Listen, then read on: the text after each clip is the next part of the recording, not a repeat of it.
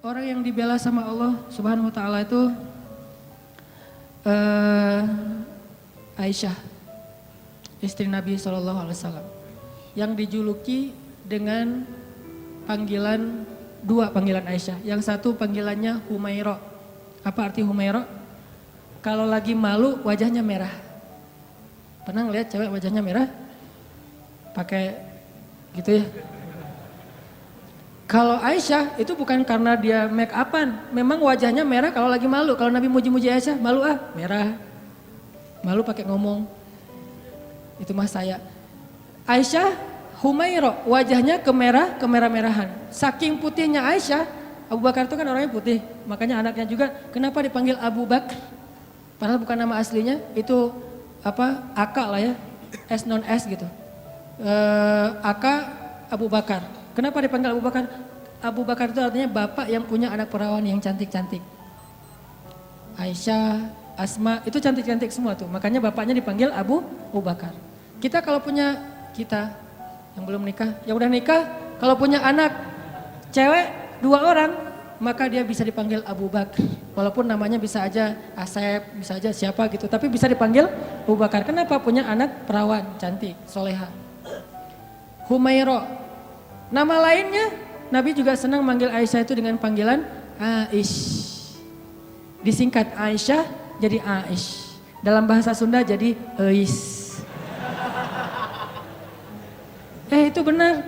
Pasti orang Sunda manggil Eis itu asal muasalnya dari panggilan Aisyah. Karena kita nggak bisa susah ngucapin A, dari Aish jadi Eis. Berarti orang Sunda juga ada hubungannya dengan para ulama. Eis. Jadi yang manggil istrinya walaupun nama istrinya mungkin siapa gitu ya, manggil aja Eis. Kok Eis sih? Aisyah gitu, Aish. Panggilan sayang Nabi nih.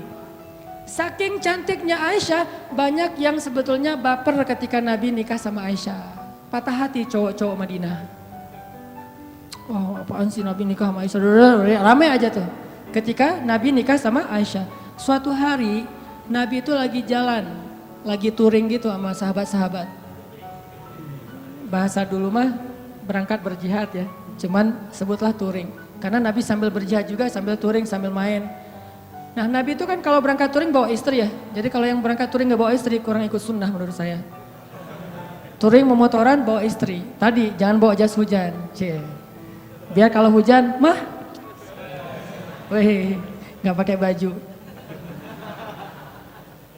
Nah Nabi lagi touring nih dengan para sahabat sekitar 1000 motor lah ya, bermerek onta. Jalan touring sama para sahabat, di tengah jalan mampir di rest area.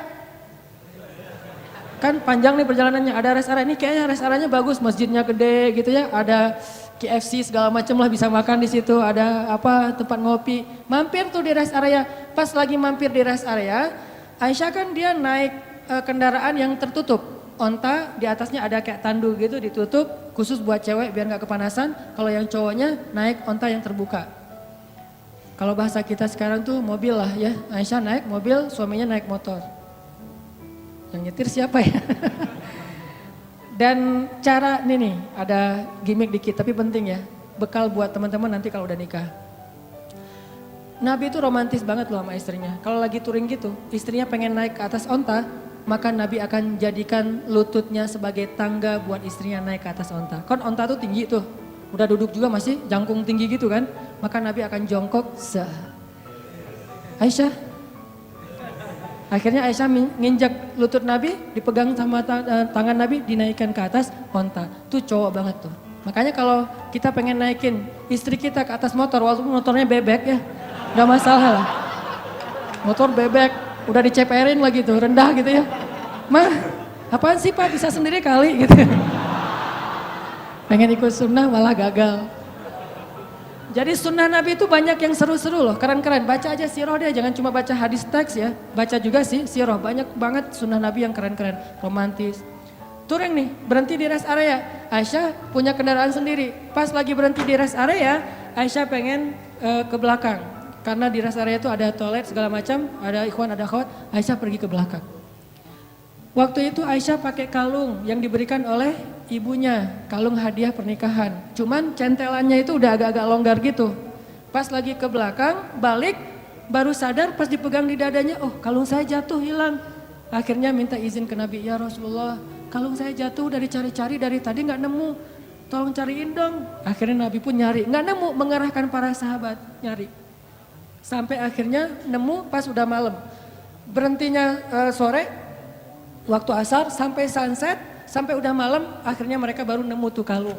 Karena udah kemalaman, Nabi pun memutuskan ya udah kita bermalam di sini deh, nggak usah ngelanjutin perjalanan, berhentilah sahabat di situ. Karena rest areanya nggak terlalu besar dan airnya sedikit, akhirnya pas waktu subuh mereka tidak cukup air, nggak bisa berwudu untuk sholat subuh. Mulailah muncul desas-desus, mulai muncul lagi tweet di antara para sahabat. Ada yang pertama nge-tweet akhirnya pada repost, jadilah viral. Apa tweetnya? Ini gara-gara Aisyah nih. Kita nggak bisa sholat subuh, nggak punya air gara-gara Aisyah. Hashtag gara-gara Aisyah, sebar. Wah pada sebel sama Aisyah, ini gara-gara Aisyah. Benar ya gara-gara Aisyah sih, masalah kalung aja kok rame sih, lama-lama amat dan seterusnya. Kalung mah bisa beli lagi nanti di Madinah, rame aja di antara sahabat. Gara-gara mereka rame, turunlah ayat tentang tayamum. Itulah cerita di balik ayat tayamum di surat Al-Maidah. Kalau kalian gak menemukan air, maka berwudulah dengan cara tayamum dengan debu-debu yang bersih. Diajarin sama Allah tekniknya, tutorial tayamum. Itu jelas tutorialnya di satu ayat. Setelah ayat itu turun, sahabat-sahabat mulai tweet yang baru. Gara-gara Aisyah tapi keren, mulai pakai jempol emotikonnya. Tadi gara-gara Aisyah emotikonnya cemberut, sekarang gara-gara Aisyah jempol emotikon tersenyum. Gara-gara Aisyah akhirnya kita punya keringanan fikih dalam berwudu yaitu tayamum. Berkah Aisyah. Paginya Aisyah, wah rame aja. Asal lewat Aisyah gitu. Pada respect gitu kan sama Aisyah gara-gara dia turun ayat. Jalan lagi nih, kan touringnya jauh banget tuh, lintas Pulau Jawa kan ya, jauh banget lah pokoknya. Jalan lagi, ada rest area, berhenti lagi. Aisyah lagi seperti biasanya, semua orang pasti ke belakang. Aisyah ke belakang, datang, jatuh lagi tuh kalung. Ini cara takdir Allah nih. Jatuh lagi kalung, waktu itu Aisyah udah gak enak mau ngasih tahu Nabi. Daripada ntar viral lagi kan ya, jadi trending topik. Ya udah deh, gua cari sendiri aja. Lagi nyari-nyari di belakang, nyari-nyari kalung yang jatuh. Nabi memutuskan, ayo kita lanjutkan perjalanan. Sehingga para sahabat pun memberdirikan onta itu dan jalan. Nah tadi Aisyah kan masuknya di atas tanduk. Waktu itu sahabat yang mengangkat tanduk nggak sadar kalau di dalamnya Aisyah udah nggak ada. Kenapa? Itu menunjukkan bahwa Aisyah itu kurus. Itu komen ulama di hadis tersebut. Makanya kalau baca hadis jangan cuma baca teksnya, baca komennya juga. Biar lebih jelas gitu. Oh ternyata kata ulama Aisyah itu kurus. Kenapa bisa kurus? Dia rajin zumba. Zumbanya Aisyah ngepel di rumah, beres-beres rumah itu zumbanya Aisyah. Jadi keringatan terus sehingga badannya tuh bagus. Gak pernah lebih dari 55 kilo. Kalau ada di atas 55 kilo berarti gak ikut sunnah. Ya. Buat cewek ya, buat cewek. Aisyah tuh masih kurus, jadi dia ada di dalam tandu gak ada, sama aja gak terlalu ngaruh. Karena berat tandu lebih berat daripada Aisyah. Begitu diangkat oleh para sahabat gak sadar kalau Aisyah udah gak ada di dalam tandu. Jalanlah Nabi. Yuk berangkat semuanya pada jalan. Kalau di tol kan gak bisa balik arah tuh, udah jalan-jalan aja, ketinggalan di rest area. Nah Aisyah lagi nyari-nyari, pas dia dapat, senang, alhamdulillah udah dapat nih. Balik ke tempat Nabi tadi berhenti, ternyata pasukan Islam atau rombongan touring udah pada pergi. Ketinggalanlah Aisyah dari rombongan touringnya. Karena tertinggal, Aisyah pun berpikir nanti kalau Nabi sadar pasti Nabi akan jemput lagi nih. Ya udah saya tunggu aja. Sambil nunggu Aisyah pun duduk di sebuah batu bersandar. Karena nunggunya lama bersandar di batu lama-lama ketiduran. Tertidur di sebuah batu gitu. Nabi kalau ngelakuin touring biasanya menempatkan seorang sahabat sebagai penyisir jalan di belakang. Takutnya ada barang yang ketinggalan, orang ketinggalan kayak gitu. Namanya Sofwan bin Mu'attal. Sofwan ini jomblo terkeren di Madinah. Anak Madinah yang keren, masih jomblo pula. Dan biasanya cewek-cewek kalau Sofwan lewat, Sofwan gitu. Sofwan tuh terkenal lah, paling keren. Kalau di Mekah yang keren kayak Sofwan itu Mus'ab bin Umair. Yang parfumnya gak ada duanya di Mekah, cuma ada satu. Sehingga kalau Mus'ab lewat di sebuah gang, cewek-cewek langsung sadar, Mus'ab baru lewat loh, kenapa? Gua cium harumnya parfum Mus'ab. Kalau Mus'ab nyuci pakaiannya, maka orang berlomba-lomba pengen ngambil pakaian itu untuk cuci bareng dengan pakaian dia supaya parfumnya pindah. Saking kerennya parfum. Emang parfum gimana? Harga 100 milinya, 100 mili itu yang kecil 20 juta. Karena saya pernah pas lagi umroh nyari-nyari parfum kayak gitu tuh di Bin Daud, di Hilton, di depan Masjidil Haram. Pas saya masuk ditanya sama yang penjaganya, dari mana? Indonesia. Udah gak usah masuk deh. Kenapa? Indonesia bakhil katanya.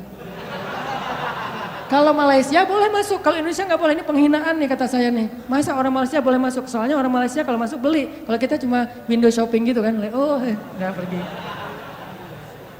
Saya tanya, karena saya bisa bahasa Arab capruk,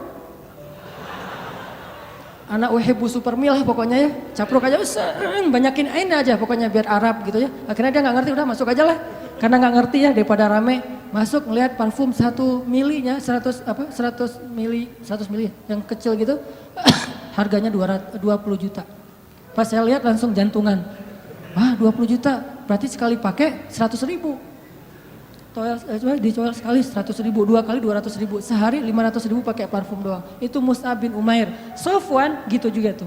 Anak Madinah yang bisa dibilang cowok kecenya Madinah lah. Lagi nyisir, pas sampai di rest area ngeliat ada cewek lagi tidur di atas batu, bukan tidur lebih tepatnya bersandar di batu ketiduran. Pas Sofwan mendekat ngeliat wajahnya ternyata itu Aisyah, langsung Sofwan berta'awuz, a'udzubillahi minasyaitonirrajim. Terus Sofwan mengatakan taraju, innalillah wa inna ilaihi raji'un. Taraju yang di Tasik Garut itu dari bahasa Arab, taraju. Apa arti taraju? Innalillah wa inna ilaihi rajiun. Taraju artinya mengucapkan innalillah. Langsung Sofwan, innalillah wa inna ilaihi rajiun, berpaling. Coba bayangin, solehnya Sofwan. Kalau kita kan alhamdulillah, kebaliknya. Kalau Sofwan innalillah, nih cowok keren tuh kayak gitu tuh, innalillah. Kalau Maryam ngelihat Jibril, kan Maryam pernah lagi sendirian tuh di mihrab, lagi berzikir. Tiba-tiba datang cowok keren namanya Gabriel. Jibril itu kan kalau turun ke bumi berwujud basyaron sawiyya, laki-laki yang sempurna. Pas Maryam ngelihat cowok keren gitu, apa kata Maryam? A'udzubillah. Bukan Masya Allah, bukan. A'udzubillah. Jadi cewek-cewek nih kalau ngelihat postingan ada cowok yang keren, a'udzubillah. Yang mana ya tadi? A'udzubillah aja, jangan dilihat. Yang cowok-cowoknya ada yang cewek keren, innalillah wa inna ilaihi rajiun. Jadi kalau cewek-cewek nanti di luar dengerin ada yang tarajo, berarti ada yang keren tuh. Mana. Innalillah wa inna ilaihi rajiun. Karena ucapan tarajunya keras, akhirnya Aisyah kaget dan bangun. Pas Aisyah bangun langsung Aisyah nunduk gitu karena malu kepada Sofwan. Sofwan gak banyak nanya, Aisyah ngapain sendiri di sini nungguin saya ya? Enggak. Nih solehnya sahabat ya, biar kita bisa ngebandingin sama kita. Enggak nanya Aisyah lagi ngapain di sini, Aisyah kenapa duduk di situ, Aisyah enggak. Begitu udah selesai taraju, Aisyah bangun, Sofwan langsung mengambil ontanya, didudukkan di dekat Aisyah, terus Sofwan menjauh dan membelakangi. Untuk apa? Biar Aisyah naik ke atas onta dan Sofwan gak ngelihat gimana cara si cewek itu naik. Kalau udah nikah romantis banget, kalau belum nikah terjaga banget. Tuh benar-benar orang-orang yang luar biasa. Belum nikah dia menjauh, gua gak pengen lihat gimana cara Aisyah naik di atas motor, kan naiknya cewek di atas motor apalagi boncengan pas pulang sekolah kan agak sesuatu ya. Bahaya kan? Nah Sofwan gak mau ngelihat itu, cara cewek naik, walaupun Aisyah itu sangat terjaga auratnya, tapi masih Sofwan menjaga hatinya, gak mau lihat ngelihat ke sana, tapi di sebelah sana ada cermin jadi bisa tembus gitu. Gak ngelihat. Kalau di mall kan suka gitu ya, buang muka gitu ke arah cermin, biasa bisa ngelihat dari sebelah sana. Bukan pengalaman ya. Pernah. Nah, akhirnya Sofwan menjauh, membelakangi Aisyah. Dalam durasi kira-kira si cewek ini udah selesai naik ke atas unta. Begitu udah selesai, Sofwan datang ngambil tali kekang unta dan ditarik. Untanya berdiri jalan. Sofwan jalan kaki di depan, Aisyah naik di atas unta. Itu cara paling bagus boncengan. Jadi jangan dibonceng gitu. Apalagi ini ojek-ojek online ya. Kalau yang ordernya cewek, Neng. Kita mah gak usah naik ke atas motor, di samping aja dorongin motor. Kenapa Mang kok gitu caranya? Sofwan. Sofwan itu siapa? Gak pernah ikut talim ya. Makin sombong ya, makin ria. Sofwan narik tuh tali kekang onta, Aisyah di belakang. Gak pernah sekalipun Sofwan menoleh ke belakang. Aisyah butuh sesuatu? Enggak. Atau mungkin bisa miss call kalau ada apa-apa. Ini nomor saya, modus. Gak ada sama sekali. Aisyah nggak diajak ngobrol, Aisyah kenapa tinggal sendiri dan segala macam. Enggak sama sekali, diam sepanjang perjalanan sampai di Madinah. Nabi sampai di Madinah nggak sadar kalau Aisyahnya ketinggalan karena Nabi nggak langsung pulang. Biasanya nyambut tamu dulu, ada urusan negara lah. Nah lama baru dari belakang Aisyah dengan Sofwan muncul. Di Madinah waktu itu kebenaran orang-orang Yahudi lagi nongkrong di gerbang. Karena salah satu hobi orang Yahudi itu nongkrong di jalan. Senang banget nongkrong di jalan tuh, nongkrong gitu-gitu ya di jalan. Nah pas lagi orang Yahudi nongkrong di jalan, tiba-tiba dari kejauhan datanglah Aisyah dengan Sofwan berdua, tapi satu di atas onta, satu lagi narik tali kekang onta. Orang Yahudi tadi lagi nongkrong nih, lagi ngobrol. Datanglah Aisyah sama Sofwan, begitu mereka ngelihat Sofwan dan Aisyah langsung sepi, diam semua orang Yahudi, diam aja. Diam, tuh ada yang lewat. Diam, pas sudah lewat, gue bener ngelihatnya tadi nggak bermimpi nih. Enggak, gue juga ngelihat yang sama. Benar kan Aisyah, benar. Mulai gosip muncul. Judulnya masih aman nih, Aisyah dan Sofwan pulang berdua. Judul standar lah ya, mainstream. Judulnya Aisyah dan Sofwan pulang berdua, benar nggak? Benar, tapi orang persepsinya apa? Selingkuh kan? Ada affair nih antara Aisyah dengan Sofwan. Judulnya nggak bisa dihujat. Saya tuntut kamu pencemaran nama baik, nggak bisa. Orang judulnya benar. Aisyah dan Sofwan pulang berdua. Atau nanti dikembangin lagi. Aisyah dan Sofwan ada apa? Tanda tanya.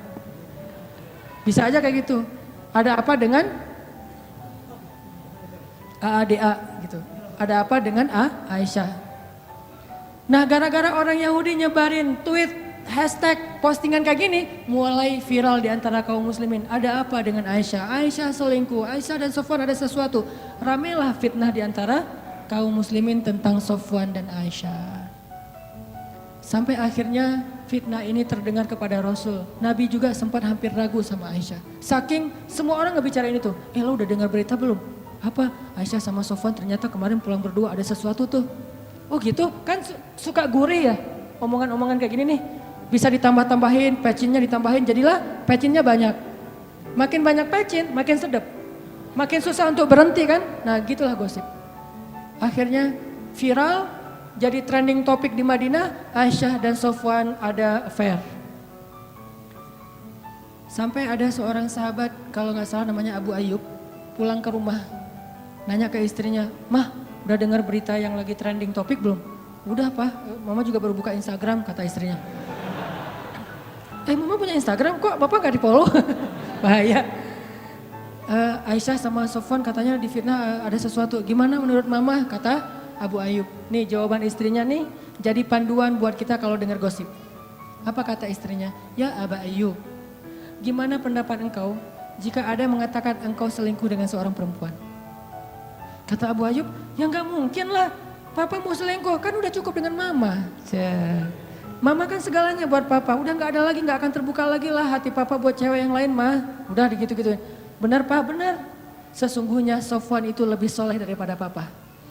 Kalau Papa gak mungkin selingkuh, maka Sofwan juga gak mungkin. Oh gitu, ya deh.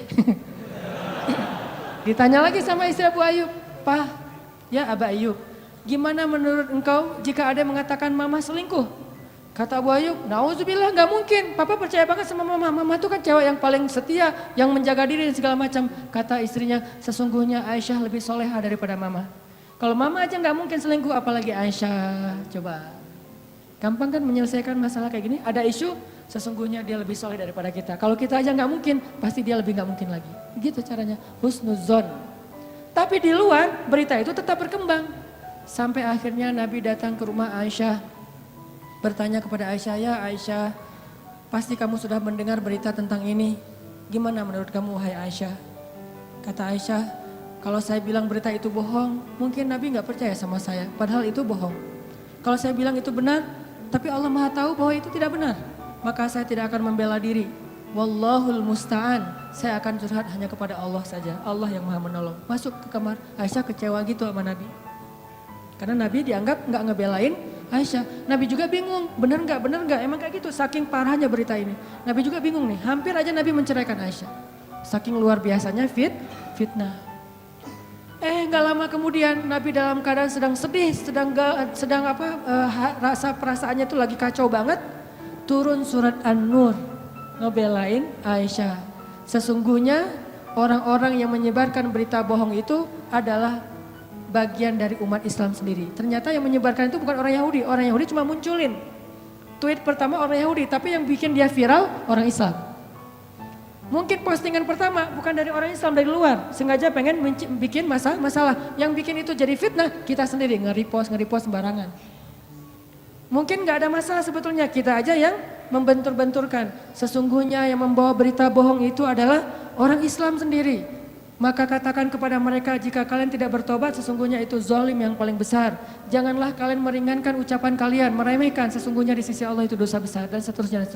Satu halaman penuh ayat turun untuk ngebelain Aisyah. Bayangin, satu halaman di surat An-Nur.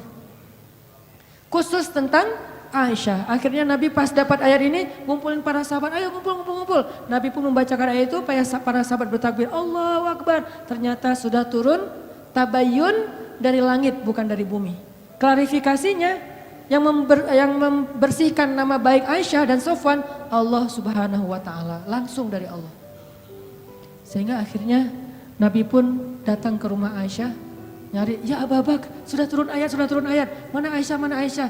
Aisyah disuruh keluar oleh Abu Bakar. Ketika Aisyah udah keluar, Rasulullah mengatakan, ya Aisyah, berbahagialah, Allah sudah turunkan ayat yang membela kamu, bahwa sesungguhnya itu semuanya berita bohong. Aisyah pun masuk lagi ke kamar dalam keadaan ngambek.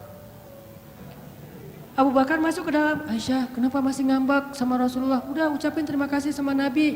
Kata Aisyah, enak aja, ngapain saya minta terima kasih ke Rasulullah, kan yang bela saya Allah. Udah biarin aja orang itu, kata Aisyah. Coba, apakah Rasulullah marah? Enggak. Kata Abu Bakar, ya Rasulullah, Aisyah lagi ngambek, gak mau ketemu. Ya udah nggak apa-apa, memang Aisyah pantas untuk melakukannya. Nabi pun pergi. Biarkan Aisyah menyelesaikan, merecovery dulu perasaannya. Selang beberapa hari Nabi datang lagi, udah normal lagi. Orang dibela sama Allah sampai turun ayat satu halaman, kok bisa kayak gitu? Apa rahasianya? Rahasianya satu teman-teman. Coba teman-teman buka surat Fussilat, surat 41 ayat 30, itulah rahasianya. Surat Fussilat, surat 41 ayat 30. Nih, kita baca ya dikit lagi. Surat Fussilat, surat 41 ayat 30. Bismillahirrahmanirrahim. Mangga.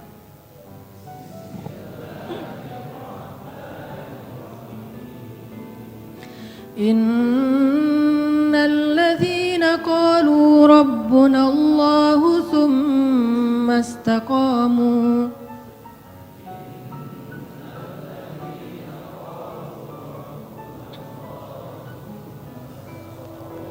تتنزل عليهم الملائكة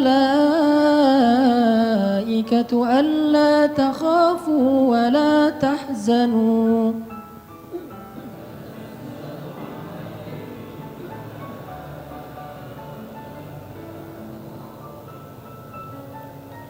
وأبشروا بالجنة التي كنتم توعدون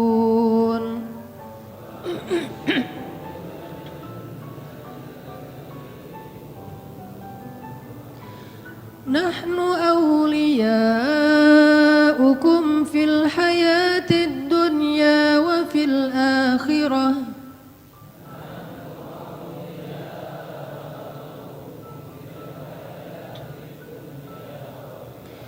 ولكم فيها ما تشتهي أنفسكم ولكم فيها ما تدعون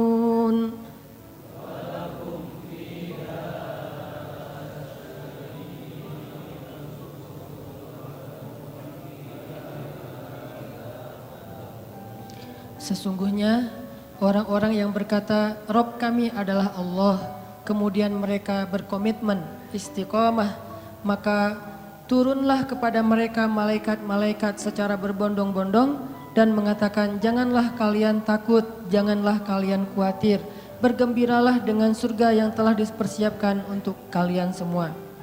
Kami adalah pelindung-pelindung bagi kalian dalam kehidupan dunia dan dalam kehidupan akhirat. Di sana, di dalam surga, ada hal-hal yang kalian sukai dan di sana juga ada apapun yang kalian minta. Ini rahasianya. Istiqomah. Arti istiqomah, 1 komitmen, 2 konsisten. Sehingga kata Allah, tatanazzalu alaihimul malaikah. Sebagaimana Jibril turun untuk ngebelain Hafsah. Tatanazzalu alaihimul malaikah. Sebagaimana Jibril turun membawa wahyu untuk Aisyah. 2 kali, 1 ayat tayamum, 2 ayat untuk membela fitnah terhadap Aisyah. Tatanazzalu alaihimul malaikah. Nahnu auliyaukum. Kami yang akan ngebelain kalian, yang akan ngelindungin kalian. Siapa kami? Allah Subhanahu wa taala yang kemudian menyuruh para malaikat untuk ikut serta membela dan melindungi orang-orang yang Allah bela. Siapa mereka? Orang yang istiqomah.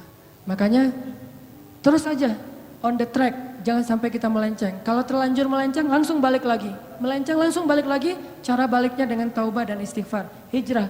Kalau kita istiqomah, nanti suatu saat setelah istiqomah kita diakui oleh Allah, disahkan, Allah udah ridho, oh ternyata benar kamu istiqomah, maka Allah Subhanahu wa taala yang akan membela kita, bukan manusia. Allah sendiri yang bakal ngebelain kita.